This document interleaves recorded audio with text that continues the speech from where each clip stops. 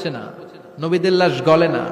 যারাই বিশ্বনবীর উপর দুরূদ পড়বেন, আপনার নাম সহ, আপনার বাবার নাম সহ, মালাইকাতু সাইয়াহিন, একদল ফেরেশতা আছে শুধু রাউন্ড দেয় গোটা ওয়ার্ল্ডে। কারা বিশ্বনবীর উপর দুরূদ পড়েছে, এই দুরূদ নিয়ে, এই নাম নিয়ে বিশ্বনবীর কবরে তারা পৌঁছে দেয়। চিল্লায় পড়েন আল্লাহু আকবার। এরপরে বিশ্বনবী বলতেন, জুমার দিনে সূরাতুল কাহাফ পড়বা, কাহাফ পড়া সুন্নাহ। সূরাতুল কাহাফ পড়তে রাজি আছেন? আগামীকাল রাজি আছেন তো? 18 নম্বর সূরা, কোরআনের একেবারে মাঝখানের সূরা। আলহামদুলিল্লাহিল্লাযী আনজালা আলা আবদিহিল কিতাবা ওয়া লাম ইয়াজআল লাহু ইওয়াজা, এই আয়াত দিয়ে শুরু হয়েছে। রাব্বিহি ফালিয়ামাল আমালান সালিহা ওয়া লা ইউশরিক বিইবাদাতি রাব্বিহি। আর মাঝখানে আছে ওয়ালিয়াতালাত্তাফ। হাফেজ সাহেবরা উত্তর দাও, মাঝখানে আছে কি? কথা কোন? ওয়ালিয়াতালাত্তাফ একটা শব্দ আছে সূরা কাহাফের মাঝখানে।